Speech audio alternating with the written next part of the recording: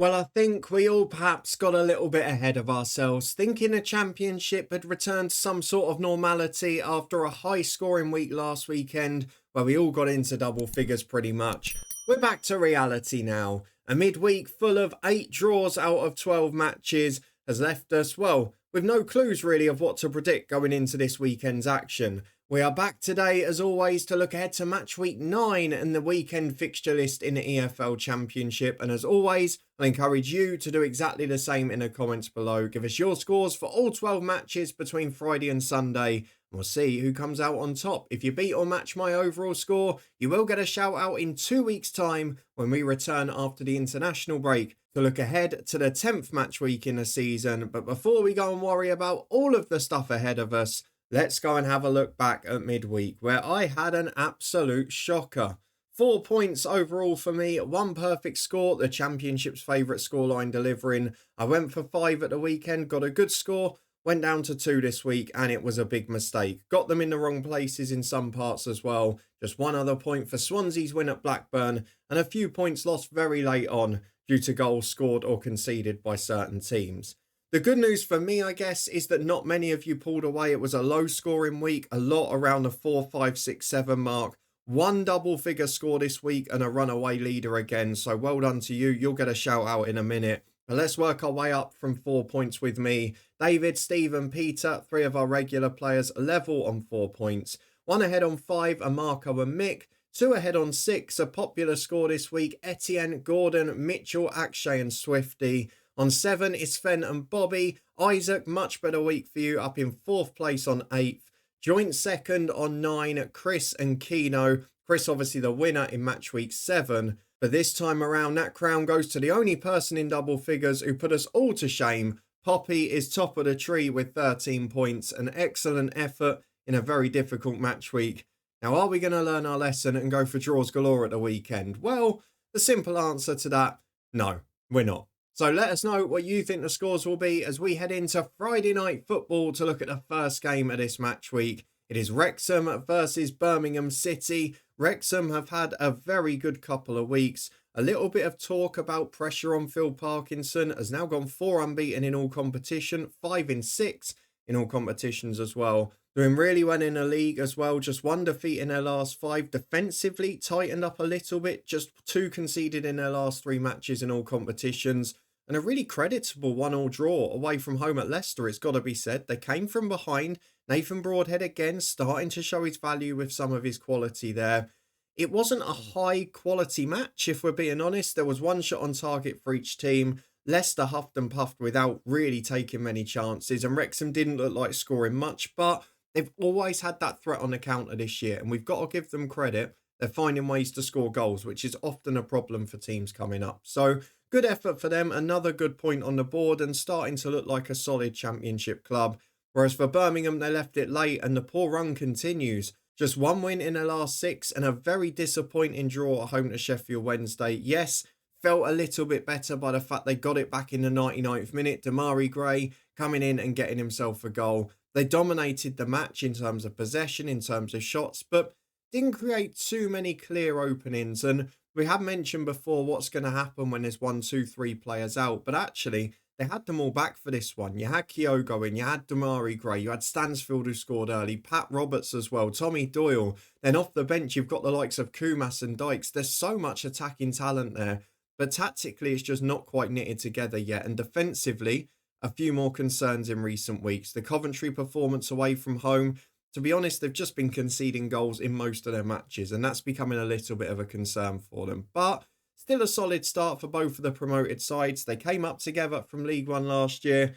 How are they going to get on in this one? I think it's going to be a tight game. The question is whether Birmingham take chances, because they'll get boatloads of opportunities to counter against that Wrexham defence, as will Wrexham against Birmingham's, where they press high. Who's going to take the chances? Do you know what?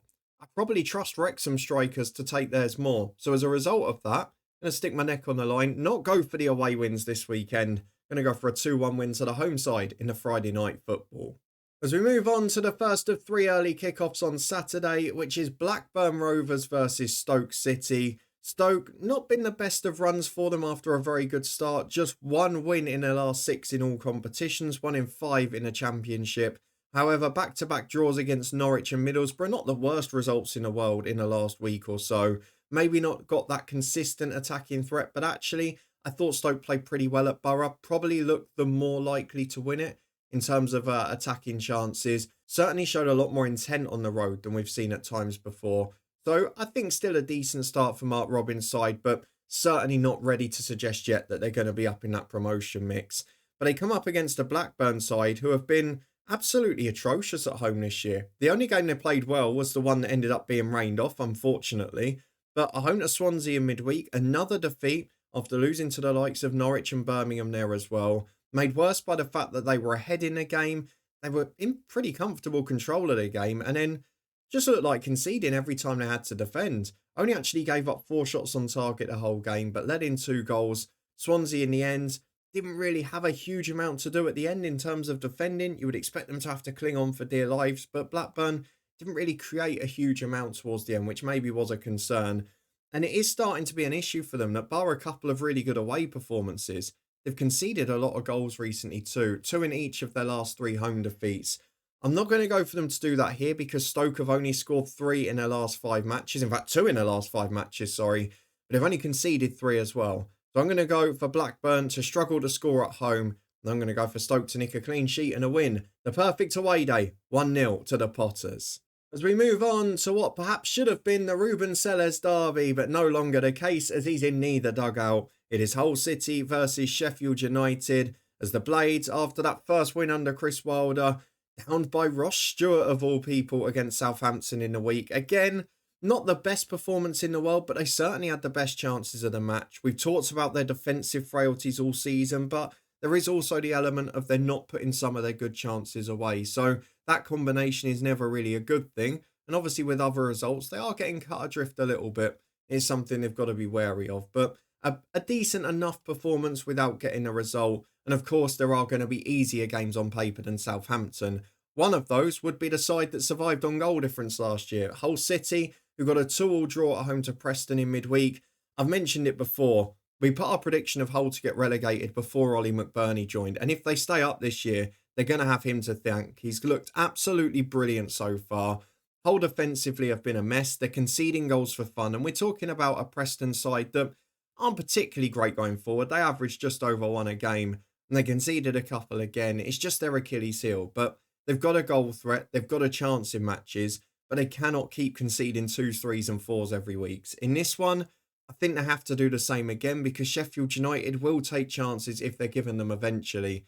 And I'm going to go for the Blades to get their second win under Chris Wilder and their second successive away win. I'm going to go by 2-1. But if Hull City do win, they're going to need to score 2 or 3 because they can see bucket loads all the time. And the final early kickoff lets us focus on the other side of Sheffield as Sheffield Wednesday host Coventry City. Got to say, Sheffield Wednesday really impressed me in the last week or so. The win at Pompey backed up by 2 pretty solid performances against QPR and Birmingham. Yes, they gave up a lot of the ball against Birmingham in midweek. They were playing on the counter-attack, but they looked a threat on occasion. And they were defending for their lives. They were fighting so hard. And while it was gutting they conceded in the 99th minute for them, it was still a pretty decent effort away at a very tough side. So backing up 2 good results before it, Sheffield Wednesday starting to look competitive, which I don't think many of us thought would happen pre-season, albeit a couple of injuries and that could go very wrong. For Coventry, I just don't know what to do here because I keep saying I've got to predict the Coventry defeat now because it's going to come eventually. But it's making me look silly every week. They were magnificent against Millwall. Genuinely brilliant performance. The counter-attacking in the second half was sublime. Gave up possession, were incisive, were ruthless, created good chances on the break, and even defended well at times as well. I would go as far as to say that was arguably one of the most impressive Frank Lampard Coventry performances since he joined the club. A really good result there, backing up a brilliant win against Birmingham, where of course they were playing 10 men for a large part, but again gave up next to nothing at the back. Starting to see signs of a very good Coventry team. We knew they had the quality going forward, but 3 clean sheets in a row, and they go away to a side that we said might struggle once the 3 games a week come. And after conceding so late on, will it have a bit of an impact? I think Coventry look a very good side at the moment. They're up into the top 2 now. And I know this is the sort of game that can throw you in these predictions, but I'm going to go for an away win. I'm sure everyone will. I'm going to go by 2-0 for Coventry. Don't think it'll be quite as flamboyant as some of the recent ones. On to the 3 p.m. kickoffs, and we move to Ashton Gate for Bristol City versus QPR. Both sides have drawn back-to-back games this week, both by 0-0 and 1-1 as well. For QPR, a midweek draw at home to Oxford United. I think frustrating would be the word to sum it up. Only one shot on target across the whole match. That was for QPR. Lots of half chances, no real quality. Oxford came to defend and QPR couldn't open them up. So signs that Julian Stefan's got his work cut out on the creativity front, and maybe Richard Kone's not going to be able to solve every problem in the world. For Bristol City, a 1-1 draw at home to Ipswich, a rare perfect score for me and a decent result in fairness. Much more of the old style. Looked a bit more like a Liam Manning team, giving up possession, playing on the break a little bit. But again, they had the best chances of the match and on another day could have won it. But they do always seem to find a way to concede when it matters most. And I mentioned it earlier in the season, their defensive record's a little bit deceptive because they do give up a lot of chances. But in this one, it was a penalty that lost them the 3 points. However, it was a decent performance and Bristol City still up in that playoff mix early doors. Makes this one very hard to call. I think it'll be a tight game. I blame nobody for going for a 1-1 draw here. Because I've got a few coming up, I'm going to stick my neck on the line for this one and go for a 2-1 win to Bristol City. Let's move to the Midlands and we're going to Pride Park for Derby County versus Southampton. Derby back-to-back 1-1 draws against Wrexham on the road and then Charlton at home in midweek. Coming back from behind, important to keep picking up points, and it was a better Derby performance. However, again, another team that are giving up goals a bit too easily at the moment, but much more creative, much more chances, and to be fair, had a bit of possession, tried to dominate the game, something we haven't seen a lot from them at home this year. So encouraging signs there, and as well for Southampton, mainly because Ross Stewart is back to fitness, and if they can keep him there, they've got a very good championship striker. They did give up the best chances of the game against Sheffield United and look vulnerable to the counter-attack at times. But they've got a ruthless striker, and that is desperately what they need. If they can get him firing and keep him in that team and fit, with the likes of him and Armstrong, etc., they're going to have goals in them. A big win for Will Still. They're pushing back up towards the top half of the table, but now they've got to back it up and put results together. After the draw against Borough and a win against the Blades, another one here would make it a very good week. I'm not sure they're going to get it though. I'm going to go for the Championship's favourite scoreline. Look, Southampton produced one last weekend. Derby have had 2 in a row. I think it's a safe prediction here. I'm going for 1 goal apiece. Into the second half, and a team that were, well, surprisingly woeful again at home in midweek. It is Millwall versus West Bromwich Albion. What has happened to Millwall's home form this year, honestly? A couple of absolutely wretched displays there. Defensively as well. 9 goals conceded against Borough, Wrexham and Coventry in 3 home league games. They were sort of set into a trap against Coventry where they dominated the possession, weren't able to break Coventry down, and then were just completely vulnerable and helpless to every counter. And in the end, in the second half, they were carved apart, they were outdone. And after 4 games unbeaten and a slight return to defensive form, it's a little bit of a worry for Millwall, that performance, and the fact they're throwing them in there occasionally will be a bit of a concern. Still only scored 6 goals so far this season, which bar Sheffield United is the joint least in the league. And West Brom, while not scoring many more, are conceding a lot less. A really good 1-0 win away from home at Norwich. Josh Maja back to full fitness and scoring, that's going to be important for them. They were outplayed for the most part, but with that early goal, they were able to sit behind the ball and be a little bit more cautious. Yes, Norwich had a couple of glorious chances. On another day could have got something out of the game. But West Brom, so often we used to talk about them creating loads of chances and not scoring them. They have 1 shot on target, 1 goal, nick a 1-0 away win.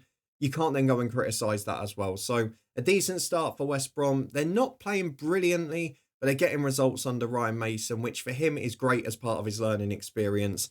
I think they'll get another result here, but Millwall going to have to set up a bit more cautiously after that game in midweek. So I'm going to go again for the Championship's favourite scoreline, 2-1 draws in a row.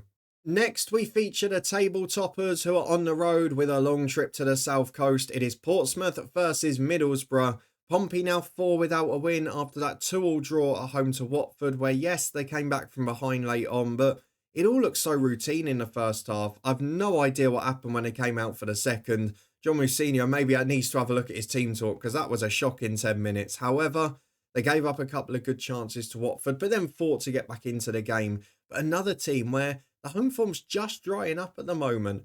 I'm not quite sure what to predict because it used to be that having a Portsmouth or a Watford or even a Derby, a Norwich at home, etc., Millwall, they were so predictable last year. But this time, we're not seeing anything of the sort. For Portsmouth, really concerning that they've conceded 6 in their last 3. Another couple of defensive injuries cropping up. And I did say I worried for them a bit in pre-season, and I'm starting to get that concern again. While I think they'll be absolutely fine now with the players they've added since, definitely some worries defensively. For Borough, again, not vintage against Stoke.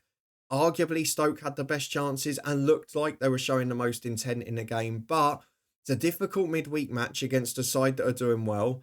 And they got another point. They kept the unbeaten run going. Yes, it's not the perfect week they would have dreamt of, but Borough are still top of the league. They're still unbeaten. They're still doing well. There's certainly nothing to get too upset about just yet.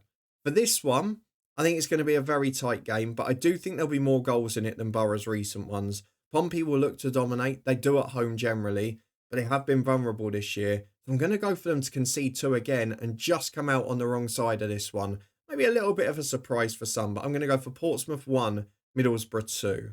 3 left on Saturday as we move to Deepdale for Preston North End versus Charlton Athletic. For Charlton, a 4-game unbeaten run. In fact, for both, a 4-game unbeaten run. With Charlton, it was a 1-1 draw away at Derby, where they were pegged back late on, but they found a surprise goal specialist in James Bree, who doesn't often pop up with many. But another classic away Nathan Jones performance. Not too many chances, not too much of the ball, but solid defensively, fighting hard. Yes, gave up a couple of chances in the end, but another decent point and a thoroughly solid start for them. You've got to give them credit. For Preston, much the same. A really good effort so far. However, maybe a concern that they conceded 2 away at Hull. Ollie McBurney able to produce for them. They struggled to deal with him, but that's not the first side that's happened to last season. But from 2-0 up after 10 minutes, you've got to be concerned if you're not winning a game. And that will be the only big problem for Preston. Yes, after that, maybe it was a little bit too early. They got too comfortable. They sat back. Maybe didn't go for the jugular as they would if it was still 0-0. But a disappointing result in the end. But overall, not the worst start in the world. And both of these sides look very solid and very comfortable, despite being among the bookies' favourites for relegation this year. I can't separate them. They've both had a lot of draws recently. They're both quite hard to beat. 3 defeats between them from 16 matches. I'm going to go for the Championship's favourite scoreline. For the third and final time today, a 1-1 draw in this one. Onto a game that is pretty sure to be low scoring based on what we've seen in the last few weeks. It is Swansea City versus Leicester. Both sides struggling to put games away despite having chances. However, Swansea did come back away at Blackburn and get that win. No doubt that Alan Sheehan's improved them. No doubt they look more of a threat. Yes, they're still having some inconsistent moments defensively. Liam Cullen's starting to shine again. A really good result for them. And to be honest, coming back in the second half is a really good effort. So, good result for Swansea. Solid start to the season. For Leicester, 4 draws in a row. They just can't put games away. And at home to Wrexham again, 1-0 up. Only had 1 shot on target. Had 16 shots on goal, but shooting from anywhere, having half chances. They don't look clinical. It's the question we asked in pre-season. It was why I was probably more worried about them than the other 2 promoted clubs. And while defensively, for the most part, they've been solid, they didn't give up much, albeit conceded from the only shot on target against in midweek. They just haven't got a clinical edge, and that is my big worry for them this year. As it is for this one, I think it's going to be tight, low scoring, and I don't think there'll be many chances either. I've just got a funny feeling on the break Leicester might nick it. So I'm not going to go for a thriller in this game. I'm going to go for 1-0 to the visitors. Both sides, though, a solid start.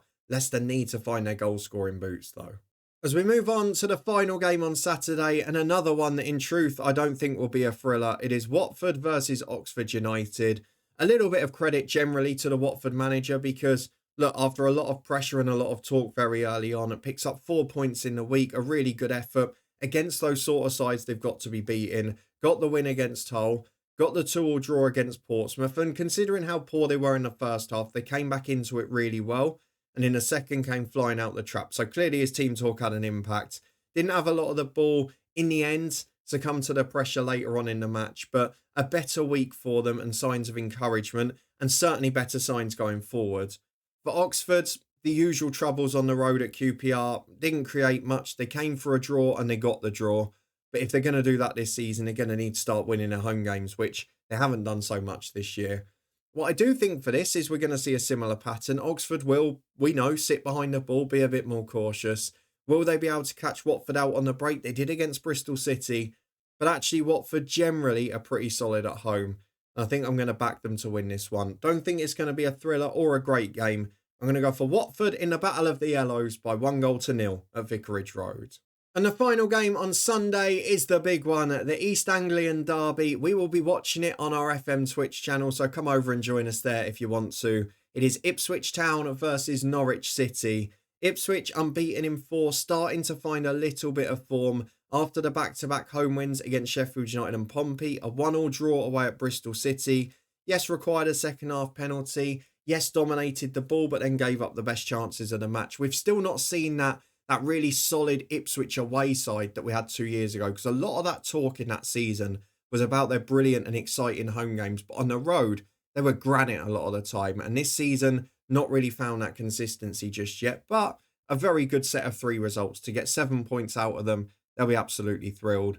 For Norwich, though, maybe not quite so good. 2 defeats in a row at home, and then 2 draws on the road, which were actually pretty decent ones, albeit frustrating circumstances. They lost 1-0 at home to West Brom in midweek, gave away a goal to the only shot on target, then dominated the match without taking chances, which, to be fair, when you're looking at a team with Josh Sargent up front, you'd normally expect something to go in. But it is a concern for Norwich that they're still not rock solid at the back, so they're always going to have to score a couple of goals to win a game.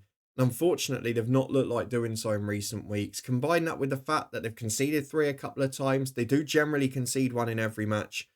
They've actually played a little bit better on the road this year, which is very unusual for Norwich since they've come back down to the Championship. With Ipswich winning 2 home games in a row, I know these derby games are always tight, particularly this one. I'm going to go for Ipswich to win it just, though. There's so much of me that wanted to go for the 2-2 draw. I'm going to strike one off for Norwich. I'm going for Ipswich Town 2, Norwich City 1, live on ITV on Sunday lunchtime. So with that out of the way, let's have a quick recap of what I've gone for in this weekend's action. I'm on for a big win between the 2 promoted sides for Wrexham on Friday night, a big win at home in the East Anglian derby for Ipswich Town, and in between that, I've got a second win of the season for Sheffield United, both Borough and Coventry to win and continue their unbeaten start, and just the 3 Championship's favourite scorelines this weekend, with no other draws, which, based on midweek, may well come back to haunt me. But those are just my predictions for match week 9. Do you agree or disagree? Let me know in the comments below and give us your score predictions for this weekend's action. If you do beat or match my overall score, you'll get a shout out in a couple of weeks when we return to look ahead to match week 10. Don't forget, in just over 2 weeks as well, Football Manager 26 will arrive with the EFL fully licensed. You can get over 20% off Steam's price by pre-ordering via the link below or up in the eye above. That'll get you 22% off and help support our channel too. If you enjoyed this one, don't forget to like, subscribe, turn a notification bell on, all the good stuff. You know it by now. And we'll see you again in a couple of weeks as we return after the international break. Hopefully, it won't be too long for too many of us.